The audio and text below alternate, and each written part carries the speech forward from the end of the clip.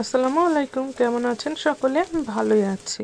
আমার আজকের রেসিপি চিড়ার পোলাও। দারুণ একটি রেসিপি। ছোটবেলায় নাস্তায় এই আইটেমটি অনেকবার খাওয়া হয়েছে। চলুন রেসিপিটি দেখানো যাক। এখানে আমি 1.5 কাপ পরিমাণে নিয়ে নিয়েছি চিড়া।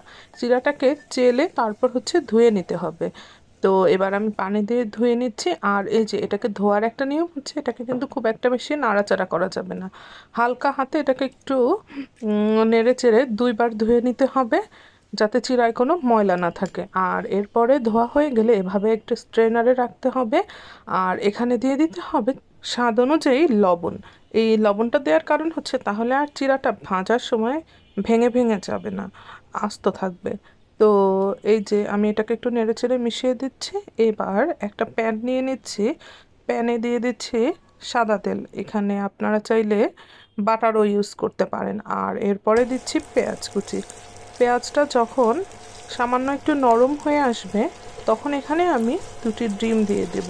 তো ডিমটাকে আগেই আমি অফ ক্যামেরায় একটু ভেঙে লবণ মিশিয়ে নিয়েছি। এই যে আমার পেঁয়াজটা কিন্তু হালকা লাল হয়ে এসেছে, নরম হয়ে গিয়েছে। তো এবার আমি দিয়ে দিচ্ছি ডিমটা ভালো করে ফেটিয়ে নেব। আর এরপরে এখানে দিয়ে দেব 1 চা চামচ পরিমাণে গোলমরিচের গুঁড়া। চিড়ার পোলাওয়ের সাথে গোলমরিচের ফ্লেভারটা বেশ ভালো লাগে। তারপরে এটাকে স্ক্রাম্বল করে নেওয়ার পালা। ডিমটা ভাজা ভাজা হয়ে যাওয়ার পরে এটাকে পেঁয়াজের সাথে আমি মিশিয়ে নেব। তো ডিমটা ভাজা ভাজা হয়ে গিয়েছে, এবার আমি পেঁয়াজের সাথে ডিমটাকে মিশিয়ে নিলাম। আর আরও 1-2 মিনিট ভেজে এর মধ্যে আমি দিয়ে দেব কয়েকটি কাঁচামরিচ।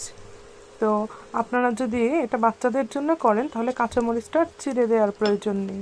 এরপরে দিয়েছি কয়েকটি কিশমিশ আর দিয়েছি কাজু বাদাম।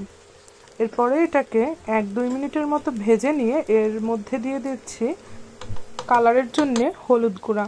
এবার সবগুলো উপকরণ একসাথে আরও 30 সেকেন্ডের মতো ভেজে নিয়ে এর মধ্যে আমি আগে থেকে যে চিড়াটা আমি রেডি করে রেখেছিলাম সেই চিড়াটা দিয়ে দিচ্ছি। তো এবার এই চিড়াটাকে হালকা হাতে মিশিয়ে নিতে হবে। আর এটাকে খুব একটা বেশি নাড়াচাড়া করা যাবে না। এই তো আমার চিড়াটা কিন্তু রেডি হয়ে গিয়েছে। এটাকে 2 মিনিটের বেশি আর ভাজার কোনো প্রয়োজন নেই, তাহলে চিড়াটা ভেঙে ভেঙে যাবে। তো উঠানোর আগে আগে আমি উপর থেকে দিয়ে দিয়েছি ঘি। আর দেব ধনেপাতা। এটা একদমই অপশনাল। আপনাদের যদি কোনো একটা ফ্লেভার পছন্দ না হয় ঘি বা ধনেপাতা, সেটাকে স্কিপ করতে পারেন। তো তৈরি হয়ে গেল মজাদার চিড়ার পোলাও। দেখা হবে নতুন কোনো ভিডিওতে।